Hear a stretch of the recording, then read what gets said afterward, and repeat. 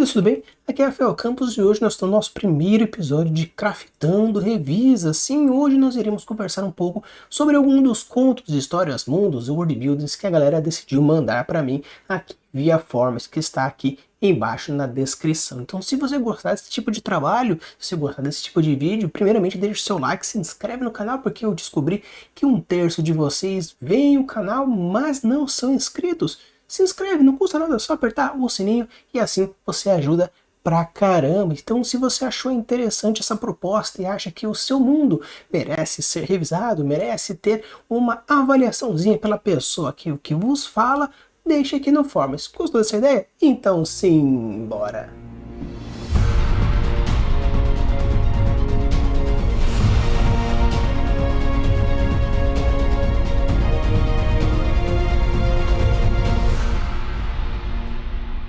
Pessoal, nesse primeiro vídeo a gente vai conversar sobre o Holocausto Final, escrito pelo André Martin. Ele já apareceu aqui algumas vezes para a gente conversar um pouco, ele faz parte dos ex-criativos e ele pediu que fosse o primeiro a participar desse review. Esse é o primeiro texto que ele escreveu antes mesmo da gente se tornar realmente grupo dos ex-criativos e começar a produzir bastante coisa.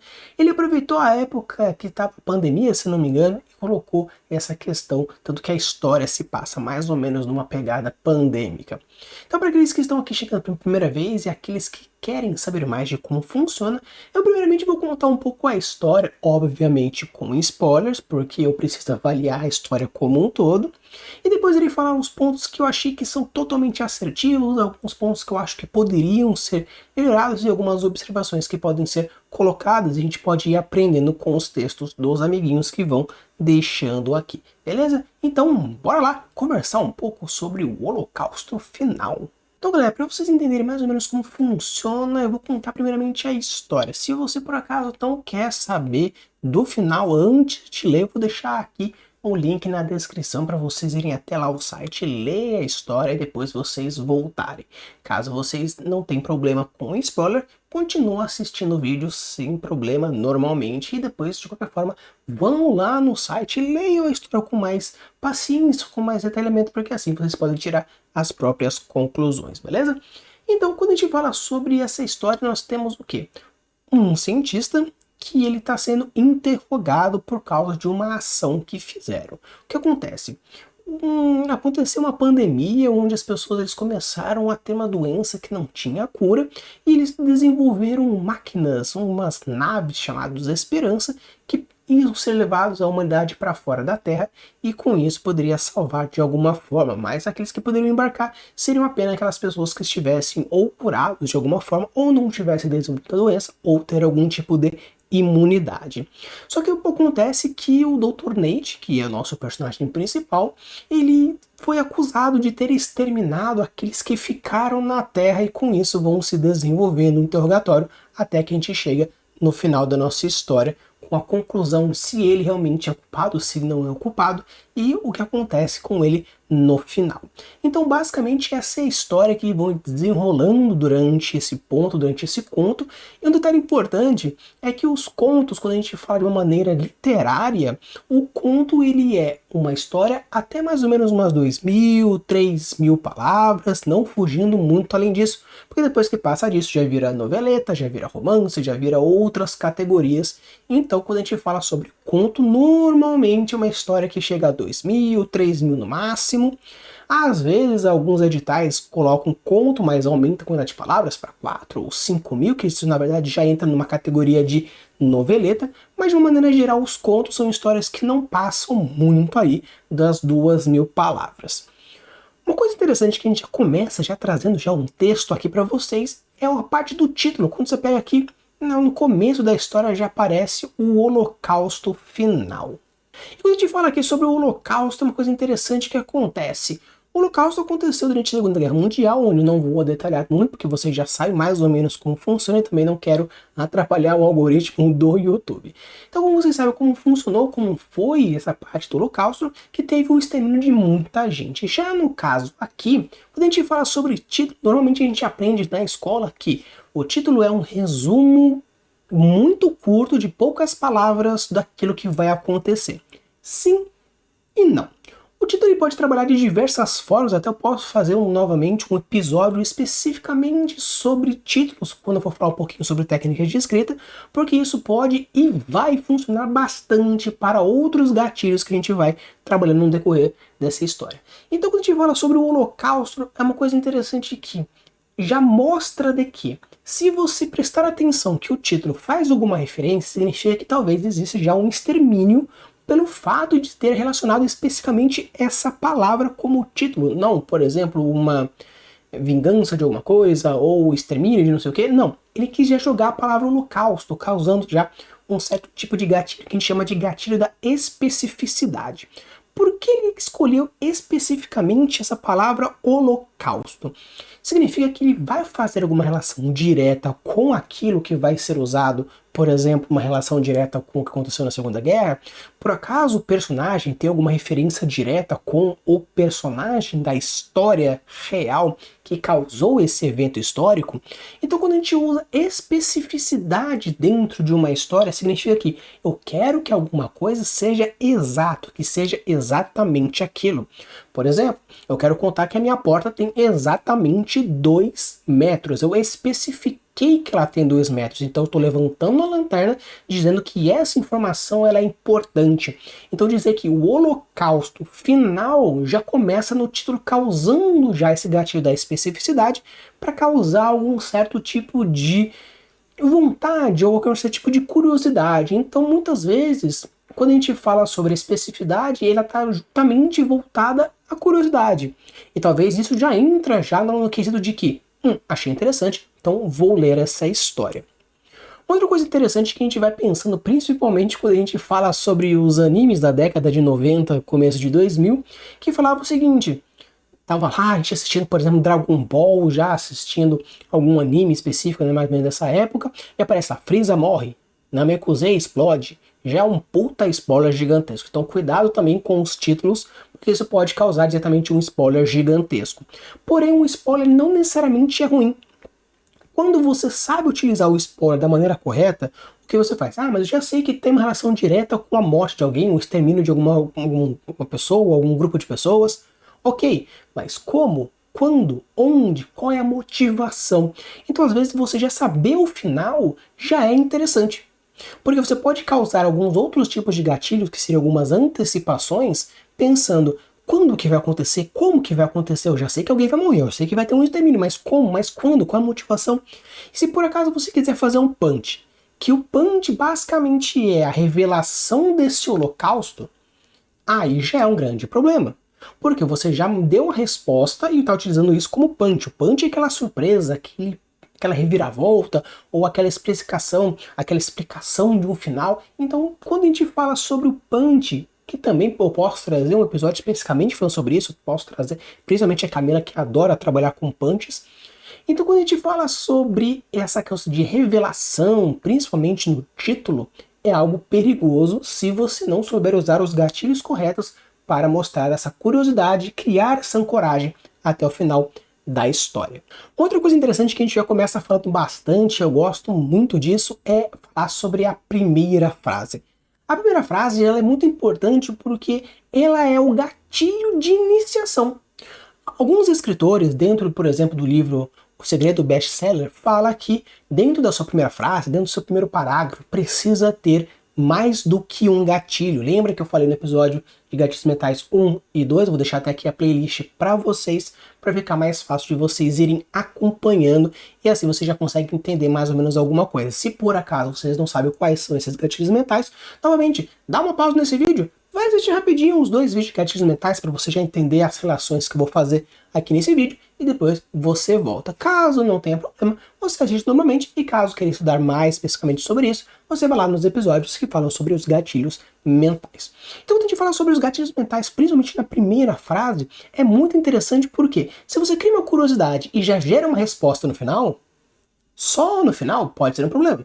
Mas se você cria um gatilho da curiosidade e você já cria uma ancoragem respondendo essa curiosidade logo após na segunda frase, por exemplo, ou no segundo parágrafo, você já cria essa conexão de que curiosidade, resposta. E se você cria uma resposta gerando uma nova curiosidade, você vai estar gerando um ciclo sem fim. Então, por exemplo, quando a gente pega aqui, por exemplo, tudo que ele via era estrelas. Isso já gera uma curiosidade que seria o seguinte: estamos falando de noite, estamos falando de espaço. Seja um, seja outro, essa pergunta precisa ser respondida. E já coloca já na próxima linha que a escotilha no teto no seu quarto era pequeno, mas permitia o vislumbre da vastidão do espaço. Então ele já coloca uma curiosidade para saber o que eu estou falando, que estrelas são essa noite, é espaço, e eu já respondo logo de cara. Com isso eu já mostro, por exemplo, qual que é o tom da história. Se ele é uma coisa um pouco mais introspectiva, se é uma coisa um pouco mais expansiva, no caso já é uma coisa mais introspectiva, porque está no quarto dele, vendo as estrelas do lado de fora da janela. Já mostro que é um sci-fi, porque eu já estou no espaço, então não necessariamente fantasia. Pode ser uma fantasia científica? Pode ser, mas pode ser sci-fi. Então já começa a mostrar um certo tipo de tom e um timbre da história. Então com isso você já vai gerando diversos elementos diferentes que vão gerando certa curiosidade. Outra coisa interessante é que, seguindo aqui, ele dizia que o silêncio incomodava Nate, pois podia ouvir milhares de vozes que ecoavam ao mesmo tempo dentro de sua cabeça. Era grato por estar ali, mas também fixava o pensamento na noção de que apenas alguns centímetros o separava de uma morte dolorosa e agonizante. Então é bem interessante porque aí ele já cria um certo tipo de não um antagonismo, mas sim uma dualidade de pensamento. Como, por exemplo, ele está ouvindo um silêncio, mas da mesma forma vozes na cabeça. O silêncio está do lado de fora, do lado de dentro, essas vozes do lado de fora, do lado de dentro. Essas vozes na cabeça dele é porque ele é louco, essas vozes na cabeça dele é porque é culpa, essas vozes na cabeça dele é porque estão ecoando das pessoas que estão gritando do lado de fora. Então faz estar silêncio dentro do quarto dele, ele escuta as vozes das pessoas lá de fora e ecoam na cabeça dele. São algumas perguntas que vão sendo geradas e com isso a resposta é: não sei. Eu preciso continuar lendo para saber disso. Tanto que ele já cria isso e já joga mais para frente. E estava atrasado para o seu próprio interrogatório, na qual teria que enfrentar o que restava da humanidade e explicar o motivo para suas decisões. Então, esse primeiro silêncio, juntamente com esse barulho, seria então culpa, seria então remorso, seria então esquizofrenia, seria então que tipo de coisa passa na cabeça do Dr. Nate. Então é bem legal que, obviamente, quando a gente fala sobre uma questão de desenvolvimento, e como eu já contei a história para vocês, fala sobre um interrogatório, então ele já traz já com a problemática da história logo no começo, então você já cria, já sabe, dentro dos primeiros 2 parágrafos, você já tem a problemática, você já tem a apresentação do personagem, você já tem já o tom da história, o time da história, o gênero da história. Então você já começa a ambientar todos os seus leitores já logo no começo. Porque quando a gente fala sobre um conto que tem 2.000 palavras, tem que ser rápido. Caso você tenha um livro, caso você tenha uma noveleta que você tem muito tempo para desenvolver, você pode mostrar o tom e o time da história no primeiro capítulo inteiro, não tem problema. Você pode demorar para apresentar, por exemplo, o seu antagonista no segundo ou no terceiro capítulo, não tem problema. Obviamente, quanto mais cedo apresentar, melhor, porque você já vai criando já conexão com o antagonista. Mas você pode ter uma habilidade, um tempo específico para poder ir ampliando. Já no caso de um conto que tem 2.000 palavras, você tem que apresentar isso muito rápido. Utilizando, por exemplo, a técnica dos 3 atos, onde no começo você apresenta protagonista, antagonista, tom, timbre, problemática. No segundo você desenvolve tudo isso, e no terceiro você tem a finalização de tudo isso. Dentro de um conto de 2.000 palavras, realmente nós temos, por exemplo, 2.000 seria mais ou menos umas 500 palavras para apresentação, 1.000 palavras para o desenvolvimento, mais 500 palavras para o desenvolvimento final, o clímax e o fechamento. Então você não tem muito tempo para ir desenvolvendo, você já tem que já apresentar muito rápido. Outro ponto interessante que a gente vai abordando aqui, que é bem legal, que mostra o seguinte: tudo que ele via era estrelas. E quando você pega o final da história, ele diz assim: as vozes na cabeça de Nate silenciavam, enquanto seus últimos segundos de vida tudo que ele via era estrelas. Então, primeiramente, ele faz o que a gente chama de cena espelho. Uma cena espelho ela pode ser uma cena direta ou uma cena indireta e inversa. Seria, por exemplo, uma cena espelho ele corresponde que nós temos uma cena que acontece e essa mesma cena acontece novamente criando um choque. Seria basicamente o seguinte, um personagem, por exemplo, um vilão vira e fala: você é fraco porque você não tem o poder de não sei o que. Aí mais pra frente o vilão perde e o personagem principal fala que pro vilão: você é fraco porque você não tem o poder de A, B, C e D. Então você cria uma cena espelho causando esse ponto de que, nossa, olha o que ele fez. Ou você pode causar uma cena espelho de inverso, onde uma cena acontece e essa mesma cena acontece depois, só que de uma maneira diferente, com outras pessoas, com outros objetivos, mas você percebe que existe essa relação direta. E o fato de que não apenas ele falava sobre tudo que ele via a estrela fazendo essa conexão direta, como fala das vozes da cabeça que silenciavam. Então antes ele tinha um problema com vozes na cabeça dele e agora não tem mais. Então ele já cria um punch mostrando toda essa relação que tem de um ponto e de outro, e com isso ainda cria já cenas de espelho, mostrando que no começo tinha uma dessa forma e a história acaba dessa mesma forma. Tanto que quando você pensa num arco de personagem, até tem perguntas, quando foi feito as perguntas escritas, se eu não me engano, no último, falando sobre criação de personagem, desenvolvimento de personagem, você tem uma coisa chamada MICE. O MICE é uma estrutura narrativa que você consiste em um M-I-C-E. E a letra C corresponde de character, que seria personagem, onde o arco narrativo daquela história é focado dentro de um personagem, e no caso aqui, o Dr. Nate, onde você abre uma problemática daquele personagem, desenvolve aquele personagem e ele acaba de uma maneira diferente, positiva ou negativa. Outro ponto interessante que eu acho isso bem legal é que, se você for considerar que a história se passa dentro de um interrogatório e a premissa dela é o MICE de personagem, significa que o protagonista da sua história, o ponto importante da sua história é o personagem. A gente fala que as histórias possuem um tripé, que é a história propriamente dita, a plot, os personagens e o world building. Os três precisam funcionar juntos. Porém, às vezes uma história pode ser focada mais na plot, mais no personagem, mais no world building, porém os três precisam ser desenvolvidos de alguma forma. E no caso aqui é um MICE de character, ou seja, um MICE de personagem. E você percebe que existe uma evolução do personagem, tanto que aqui no começo a gente pega, por exemplo, o que mostra nesse ponto. Desconfortável, olhou para Ozzy e fez a menção de falar algo, mas foi interrompido. E no caso aqui ele fala assim: Dr. Nate, você está preparado? Tinha toda a confiança de que estava muito longe de estar preparado e com a voz trêmula mentiu.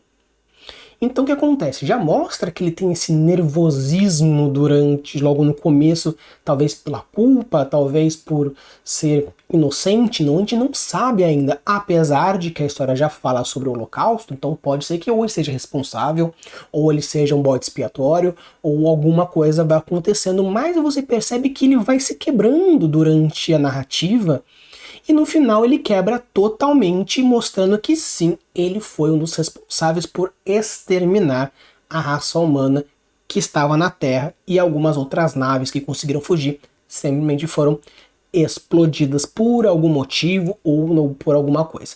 Mas ele, talvez, essas vozes que estão na cabeça dele podem já ser algum princípio anterior de que ele já é esquizofrênico, ele já é psicopata, já é alguma coisa, porém enrostido de alguma forma, que foi se desenvolvendo, e essa pressão dentro do interrogatório fez com que isso acontecesse.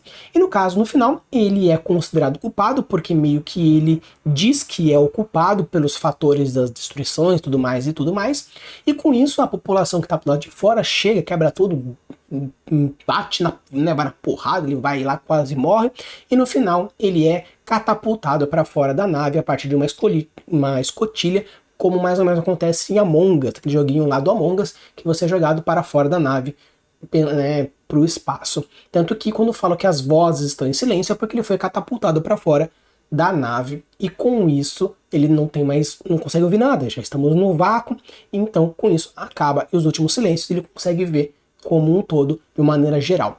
Então você percebe que ele vai se quebrando no decorrer da história, ou seja, vai desenvolvendo essa transformação de personagem, e com isso você percebe a função narrativa desse fator. Outra coisa interessante que eu acho bem legal é a utilização, por exemplo, da questão do nome das naves, que a gente pega especificamente mostrando aqui, Esperança 5, Esperança 2 e 3. Como vocês podem perceber, nós temos o número 5, o 2 e o 3, que somado dão 5 e no final acaba sendo 10. Pode ser que o autor não tenha pensado sobre isso, mas se você considera que o 3 é o número divino e o 2 corresponde à materialidade do ser humano, masculino e feminino, e o 5 a união de Deus com o ser humano formando o 5, então você percebe que existe uma certa numerologia aí dentro, criando alguns gatilhos esotéricos. Não vou dizer que seja um gatilho mental do esoterismo, porque isso não existe, mas talvez um certo quê de autoridade, caso você queira utilizar alguma referência direta, onde nós temos apenas 3 naves. A nave 2, a nave 3 e a nave 5, onde eles estão naquele momento. Então é bem legal porque você mostra essa relação direta de que será que talvez exista alguma coisa relacionada a esses números, o 2, o 3 e o 5? Ele não simplesmente falou uma nave X ou Y, ele usou novamente o gatilho da especificidade. E nesse caso não existe uma resposta. Não mostra o porquê do número especificamente isso e aquele outro. Pode ser um problema, mas como esse é apenas uma descrição de world building para dar mais um certo ponto, e caso você, leitor, queira utilizar dessa relação numérica do 2, do 3 e do 5, ponto para você. Então eu achei bem legal porque, apesar de ser um key de world building que pode gerar algum certo gatilho de curiosidade, algum gatilho da especificidade, ou algum gatilho da antecipação, no caso aqui ele foi específico utilizando o 5, do 2 e do 3, talvez criando uma referência direta numérica do 3 divino, do 2 do ser humano e o 5 como a ação divina que ele teve perante a humanidade de exterminar todo mundo com simplesmente o aperto de um botão. Eu acho que talvez seja interessante essa relação direta. Caso o autor não tenha utilizado esses números dessa maneira, fica apenas aí um cliffhanger, simplesmente aí um foreshadowzinho que pode ter se causado algum certo tipo de gatilho ou outro. Uma coisa interessante também dentro da história é que o que acontece? Existem coisas chamadas foreshadows ou sementinhas, que no começo você já mostra que ele já tem vozes na cabeça. E com isso você já coloca essa semente e ele vai quebrando-se aos poucos. O que é interessante é que, se você por acaso começa dando informação que simplesmente ele é um psicopata no final, isso pode ser um punch? Pode. Pode ser aquele questão de, nossa, o cara já é louco. Quando ele vai mostrar a verdadeira face? Não sei. Depende muito do tipo narrativo que você quer fazer. Tá certo? Tá errado? Os dois estão certos. Se por acaso você quiser fazer uma história onde você não coloca uma informação, apenas uma pequena sementinha, e no final você mostra como um punch ele ficando louco, show de bola. Mas caso você queira colocar umas sementinhas, criando isso, e no final você vai mostrando, e esse é o seu punch final, show de bola. Só cuidado com o quê? Com os Deus Ex Machina. Se você não mostrar nenhuma informação de que por acaso o cara é louco e do final ele acaba ficando louco, pode gerar um certo tipo de estranheza, criando um certo tipo de Deus Ex Machina. Por quê? Se você não dá oportunidade nenhuma do seu leitor, do seu jogador, aquele que vai estar usufruindo da sua história, nenhum tipo de informação que possa gerar algum tipo de prospecção, algum tipo de ancoragem, algum tipo de antecipação, isso vai gerar um certo grau de quê? De Deus Ex Machina, suspensão voluntária da descrença. Então, pessoal, agora falar um pouquinho sobre alguns pontos que eu acho que podem ser melhorados dentro dessa história. Quando a gente fala sobre um conto, é complicado porque a gente fala sobre uma quantidade máxima de 2.000 palavras. Com isso, muitas coisas que poderiam ser utilizadas nessa quantidade maior de palavras, caso você vai para 3, para 4, para 5, para 6, então todos os pontos que eu vou abordar aqui agora podiam ser facilmente resolvidos com o quê? O aumento de palavras. O grande problema de contos é que quando tem muito personagem, quando tem muitos ambientes, quando tem muitas reviravoltas, você precisa de muitas palavras para conseguir desenvolver tudo isso. Obviamente, quando você está muito refinado, quando você está com muita técnica, você consegue na mesma frase criar aproximação, você consegue criar simpatia, você consegue mostrar world building, você consegue desenvolver a história, você começa a desenvolver o personagem na mesma frase. Claro que uma frase vai ficar um pouco maior do que uma tradicional, porém, uma frase de 3 linhas com 5 funções, vale muito mais a pena do que duas frases com duas linhas cada, formando quatro, que apenas tem uma ou duas funções. Por quê? Porque você vai precisar de mais frases para desenvolver algo que já foi desenvolvido em 3 linhas, em 4 linhas. Você vai precisar de 6, 7, 8, e com isso você ganha palavras. Então, quanto mais técnica você tem, melhor. Como eu estou falando de uma das primeiras histórias que o André fez, então, obviamente, você pega umas histórias mais recentes, você vê uma evolução gigantesca nessa quantidade de produção de palavras e utilização disso. Tanto que, caso vocês achem que gostaram desse tipo de história, vão na história, no livro A Amazônia Sombria. Eu vou deixar todas as informações aqui também para vocês, e com isso vocês vão ver que tem um conto nele que eu acho maravilhoso, que ele já trabalha dentro do espaço de 2.000 palavras, muito mais profundidade, muito mais informações, muito mais coisas do que simplesmente foi mostrado aqui. Então, quando a gente fala sobre essa quantidade de palavras, o que foi um grande problema? O primeiro é a questão da pressa. Você tem uma história que acontece e muito rápido acaba. Ah, mas Rafa, estamos falando de 2.000 palavras. Sim, perfeito, estamos somente falando de 2.000 palavras. O problema é que, pelo fato de que tem pouca palavra para a gente trabalhar, a história vai desenvolvendo, vai acontecendo e ele quebra.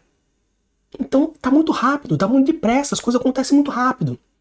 Então, se por acaso tivesse mais palavras para, por exemplo, desenvolver mais o personagem, mostrar mais a urgência, você poderia, por exemplo, cortar algumas cenas e mostrar, por exemplo, as pessoas tentando invadir, barulhos no fundo, pessoas quebrando, guarda se movimentando. Com isso você mostra uma questão de urgência e com isso você pode ir ganhando mais tempo. Já no caso aqui, não tem isso, não tem essa quantidade de palavras suficiente. Então, se tivesse, sei lá, mais umas 1.000 palavras, poderia desenvolver um pouco mais essa urgência, fazendo com que essa pressa ficasse um pouco mais clara, um pouco mais óbvia dentro dessa narrativa. Outro ponto também, obviamente, que na questão das palavras, é o fato de ele quebrar muito rápido. Não existe um trauma específico que faz ele quebrar, como por exemplo, acontece no, por exemplo, ponto de, acho que é no Flashpoint, que o Flash ele volta no passado, muda a história e no final acontece uma grande merda, como por exemplo, quem morre é o Bruce e o Batman é o pai dele e a mãe é o Coringa. Então você pode mostrar que existia um certo tipo de trava social no Nate por algum motivo, e talvez a pressão, as coisas, como acontece por exemplo no Joker com o próprio Joker, que mostra essa quebra. E com isso ele começa a rir desesperadamente enquanto chora, porque ele foi traumatizado, já tem a mente fraca.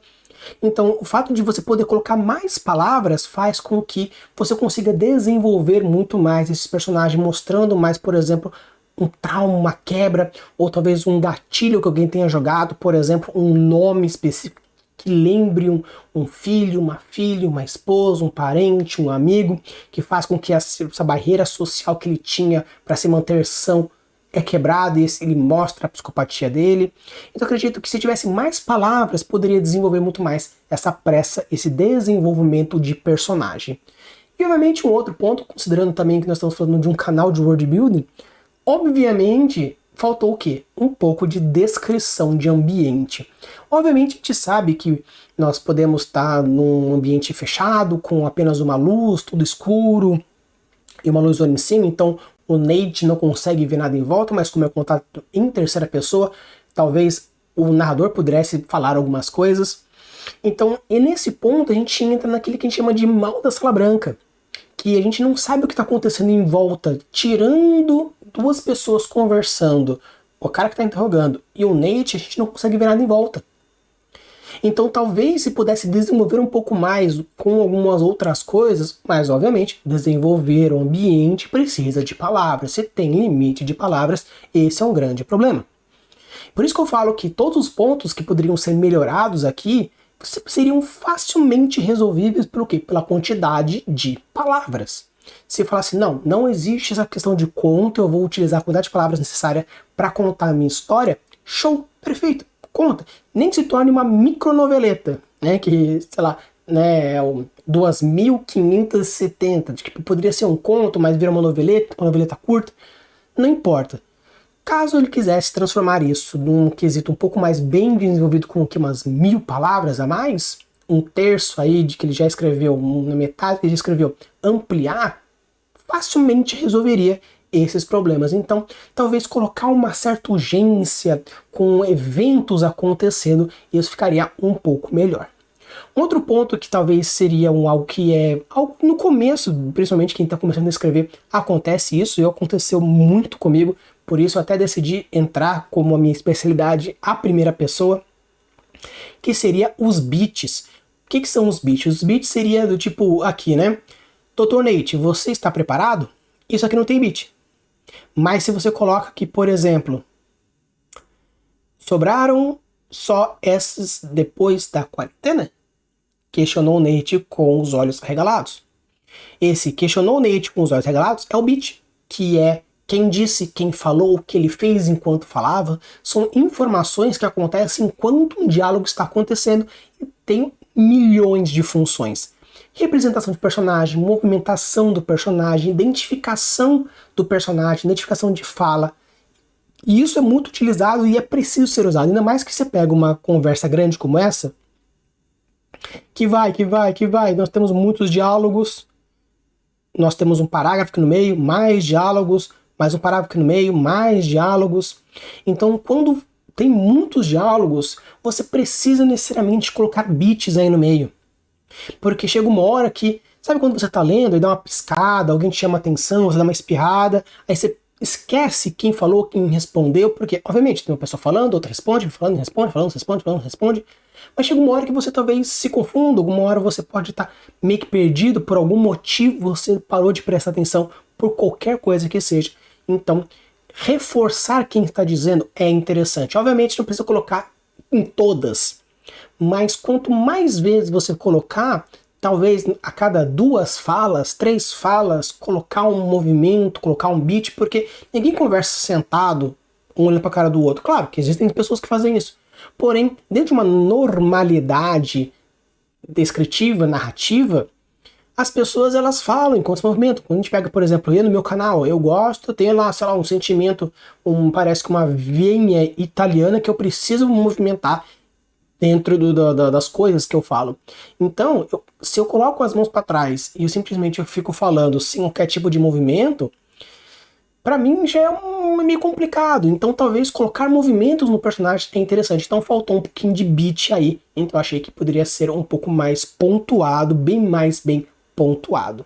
Então, pessoal, esse aqui foi o Holocausto Final do André Martins. Espero que vocês tenham gostado. Caso você queira saber mais sobre o autor, sobre algumas histórias que ele escreveu, vou deixar aqui o link na descrição do site para vocês irem atrás. Caso vocês queiram bater um papo com ele, tá lá no meu Discord, ele é um dos meus moderadores, então é só você ir lá e bater um papinho com ele. Talvez ele indique algum livro, alguma coisa, alguma história, algumas referências, algumas dicas que ele for desenvolvendo no decorrer da história, caso ele queira que eu fale alguma outra história um pouco mais recente, que ele já foi aprendendo, como por exemplo essa história que eu comentei da Amazônia Assombrosa. E obviamente ele sabe como funcionar, é só entrar no Forms e entrar em contato com as coisas para eu já ter as informações. Então faça como o André e vários outros que já entraram em contato, entre no Forms, entre em contato, mostre o que você quer fazer, o seu mapa, o seu cenário, a sua história, seu conto, seu livro, e obviamente eu vou lê-lo com muito amor e carinho e transformá-lo num vídeo como essa narrativa que nós fizemos hoje. Use a boa das sugestões e deixe os mundos cada vez mais incríveis. Valeu!